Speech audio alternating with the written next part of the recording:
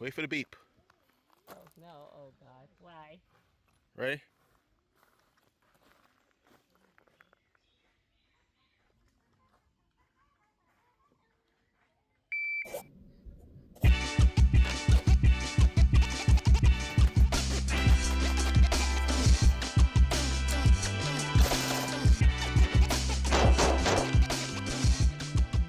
Hey, yo, it's Danny, and welcome back to the channel. I'm glad you're here to join me today as I share with you one of my latest, is it Inquisitions? I'm gonna go with Inquisitions.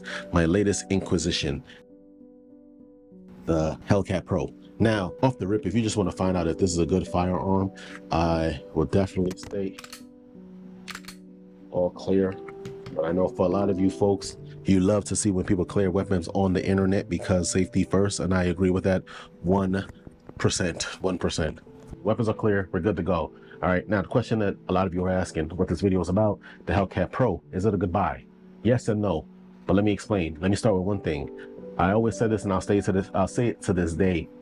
If you're going to get into the firearm game, my best recommendation is going to be a Glock. Modularity is what you really want. So you're not really into just buying a whole lot of firearms or owning, or you just want one. So if you're in the market for a new firearm and you really just want something that you know you can have for a long time and feel comfortable shooting, I'm gonna go with Glock. When I got into the gun game, I started with a Smith & Wesson Shield, then I moved up to the 2.0, M&P 2.0, and that is currently still my favorite gun. I will still recommend, next to Glock, I would definitely go with a Smith & Wesson because, again, it's not as modular as a Glock, and the parts for that are very far and few between, and it can be expensive, but it still has more parts than a lot of other firearms out there, to my knowledge. I don't use SIG.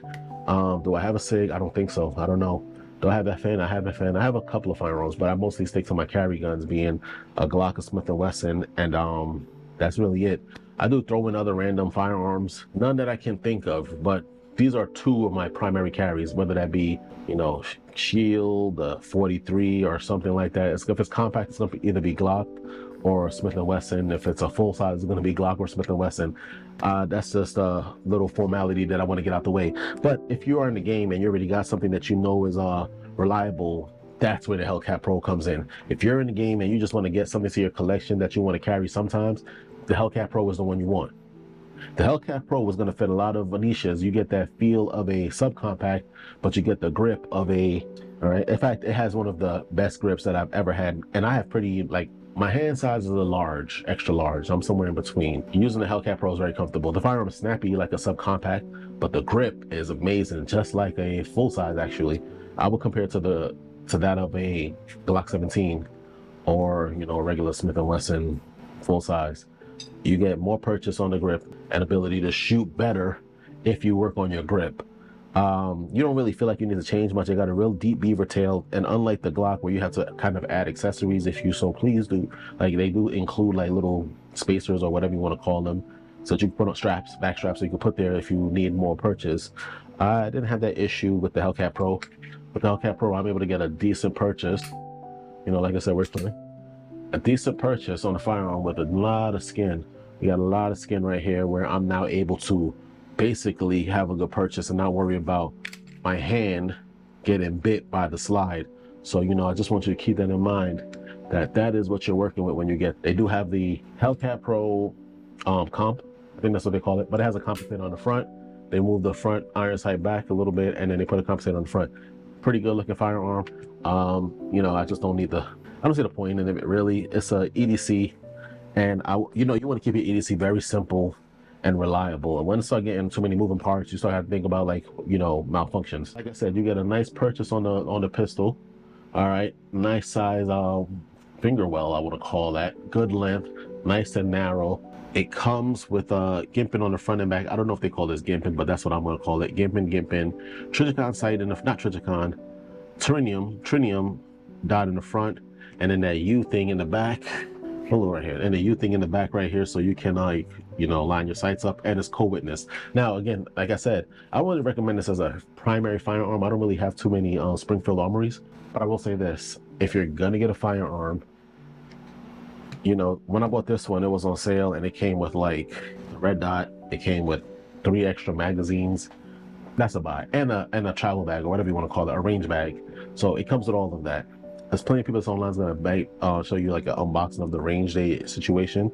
So I'm not gonna get into it, but it came with four extended magazines in this particular setup, and it was an affordable price. All right, I can't say what the price is because it changes, but it was affordable. So if you get that situation, I would definitely recommend purchasing the Hellcat Pro. Other than that, I wouldn't make it my first purchase. If you're in the market and you're looking at it, like I said, it seems like a good deal in the beginning, but the magazines for this is going to be expensive. Finding a red dot is probably going to be an issue as well.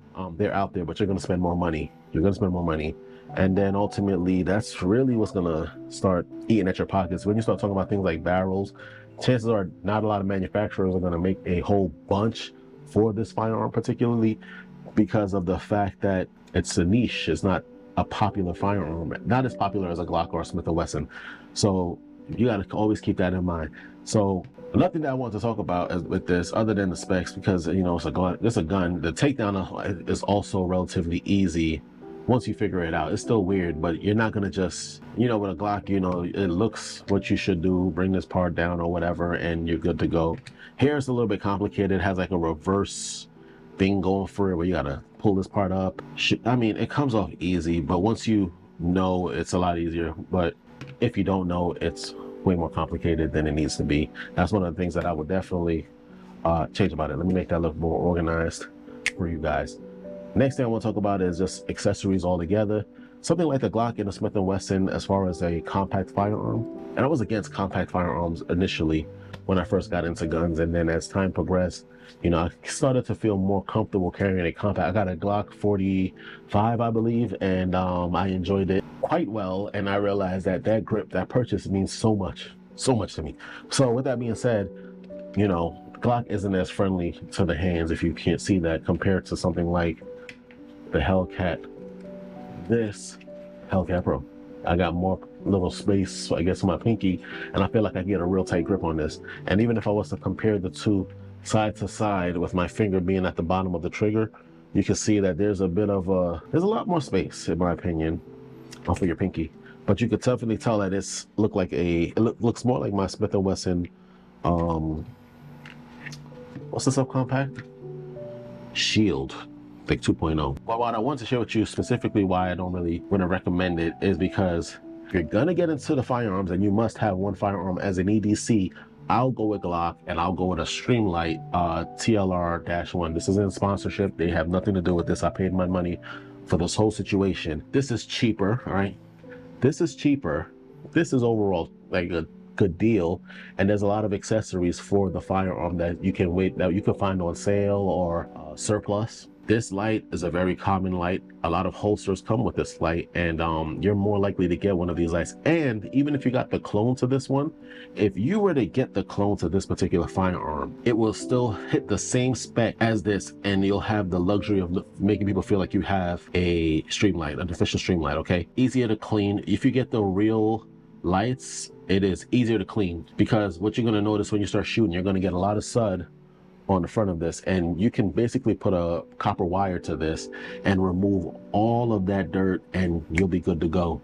All right, not so much so with the Surefire, and that's something that I mean, it works, but this is just way more money, so it's not like almost double the price, and rarely you're gonna find it on sale or anything like that. But you go here, good package.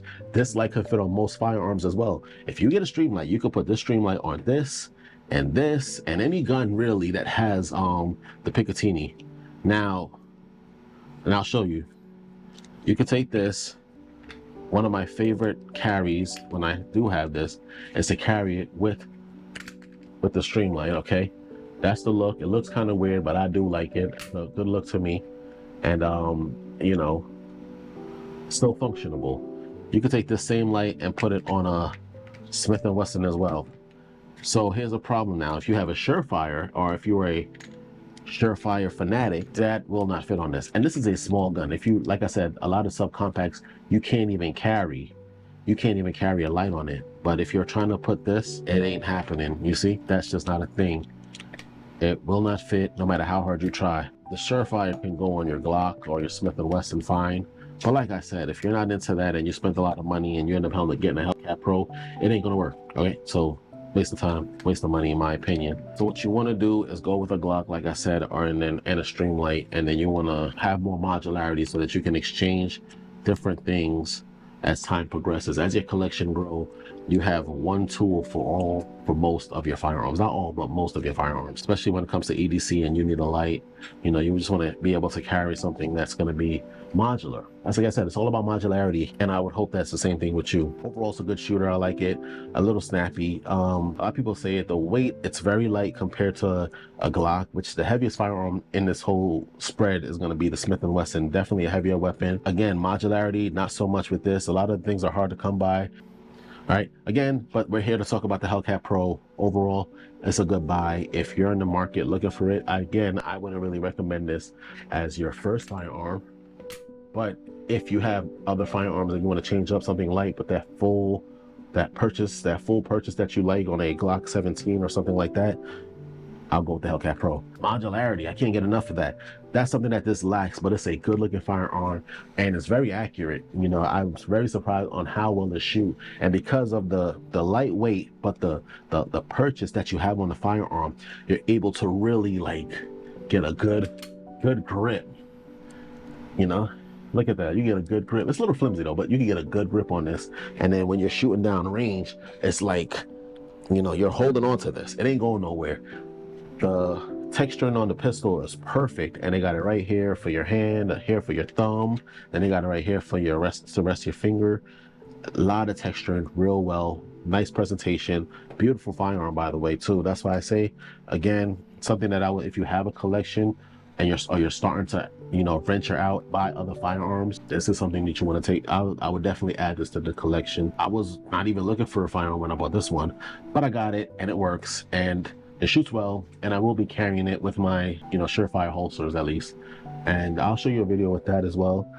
The modularity as far as Streamlight, not Surefire, Streamlight, the TLR-1. I have a Stash 7 or something like that. I have a couple, but I don't remember the numbers because it's not relevant. You just buy it because it goes on your firearm, really. I don't really buy it because of the brand, unless it's, you know, you're doing like infrared shooting and stuff like that, then it matters. But again, you're just buying it because you need it for something. And what I'm trying to think of something else I might have forgot. No, there's really nothing else. Just want to share this with you. One of my latest purchases. I haven't dropped a video about my firearms in a while. I don't want you to think that I'm not buying firearms. It's just, you know, I really enjoy going live too. So, you know, make sure you check me out. I'll see you in the next video. Have a good day. 1.